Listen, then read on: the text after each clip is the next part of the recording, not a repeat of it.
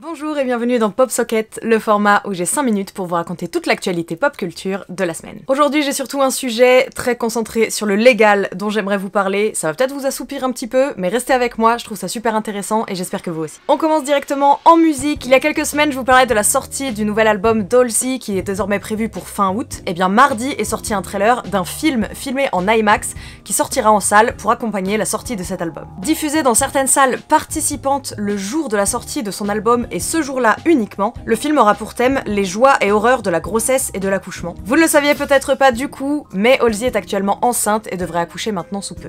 De ce qu'on peut voir dans le trailer, le film a une patte graphique hyper intéressante. Personnellement, j'adore les albums vidéo, je trouve que c'est un concept qu'on devrait faire beaucoup plus souvent, même si évidemment c'est une giga déter. Du coup, j'ai vraiment hâte de découvrir ce projet et j'espère qu'il sera diffusé sur d'autres plateformes après la sortie en cinéma. Depuis quelques mois, la situation fait rage autour des droits de streaming et surtout ce que ça veut dire pour les artistes et ce que ça leur rapporte réellement. J'en ai déjà parlé dans certains épisodes de Pop Socket, on sait maintenant que l'industrie musicale est quand même très vieillissante et que le streaming ça reste quelque chose d'un petit peu aléatoire quand même. Entre toutes les questions de détention de droits des chansons, notamment les équivalences données sur l'écoute sur une plateforme de streaming par rapport à un CD acheté, etc. etc. Il y a quelques mois, une dizaine de créateurs de lois britanniques ont justement eu pour mission de se pencher sur le modèle économique du streaming et des plateformes comme Apple Music ou Spotify par exemple, et d'en sortir un bilan sur lequel le gouvernement doit se pencher et prendre une décision. Le chiffre est tombé cette semaine. Actuellement, la part de revenus allant à un artiste pour un morceau diffusé serait à hauteur d'uniquement 16%. Dans ce rapport, les plateformes sont également appelées à la transparence quant à leurs algorithmes et fonctionnement de playlists dédiées. Parce que vous savez par exemple ces fameuses playlists Spotify, les artistes qui pourraient vous plaire, il y a absolument aucune traçabilité pour savoir si c'est du contenu sponsorisé ou non.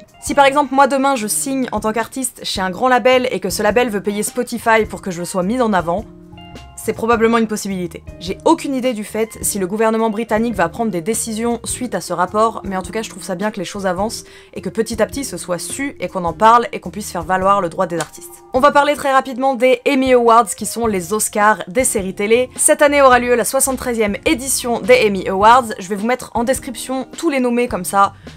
J'ai pas à vous citer toute une liste, mais cette année, une nouvelle catégorie de récompenses a vu le jour. Désormais, les cascadeurs de séries télé pourront être récompensés pour leur performance. Évidemment, il y avait déjà une catégorie sur les cascades, mais ça concernait vraiment la série dans son intégralité, et c'était plus concentré sur la chorégraphie des cascades réellement, alors que là, on récompensera le cascadeur ou la cascadeuse pour une scène en particulier. Ça va peut-être vous étonner, mais moi-même, n'étant pas une athlète, je trouve ça vraiment bien que justement, ce métier-là soit valorisé et que ces gens puissent être récompensés à la hauteur de leur engagement. Parce qu'on va pas se mentir, dans une ère où les séries de super-héros, il y en a à tout va, ne pas récompenser les cascadeurs, c'était un petit peu bof. Jeudi 15 est sorti le tout dernier trailer pour la toute dernière saison de The Walking Dead. Vous le savez maintenant, la toute dernière saison de The Walking Dead approche, ça fait des années qu'on en entend parler, et ce trailer va probablement vous rendre complètement émotionnel si ça fait 10 ans que vous suivez la série. On y voit beaucoup de flashbacks, on y voit d'anciens personnages, et aussi quelques nouvelles images. La diffusion de la première partie est prévue dès le 22 août, et pour ce qui est des parties 2 et 3, ce sera en 2022. Et enfin, un projet dont j'avais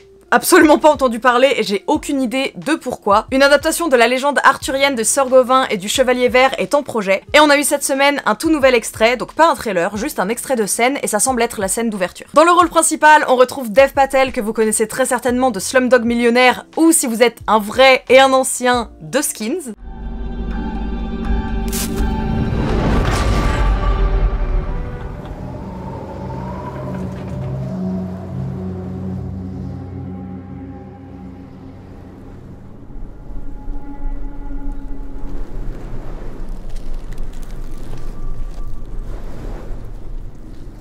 Visuellement, ça a l'air incroyable. Sur la colorimétrie, je trouve qu'on sent que Game of Thrones est passé par là ces dernières années. Et je pense que c'est réellement un film à voir au cinéma. Et ça tombe bien puisque la sortie en salle est prévue pour le 30 juillet. Évidemment, c'est la date américaine, j'ai pas encore d'infos sur la date française. Et tant qu'on est dans la légende arthurienne, j'étais obligée de mentionner ça très rapidement. Vous le savez très certainement, cela dit, mais je vous le rappelle quand même. Ce vendredi marque la sortie en salle du film Kaamelott d'Alexandre Astier. C'est tout pour moi et pour les news de cette semaine. On se retrouve lundi prochain sur cette même chaîne YouTube, dès demain et toute la semaine en live sur Twitch.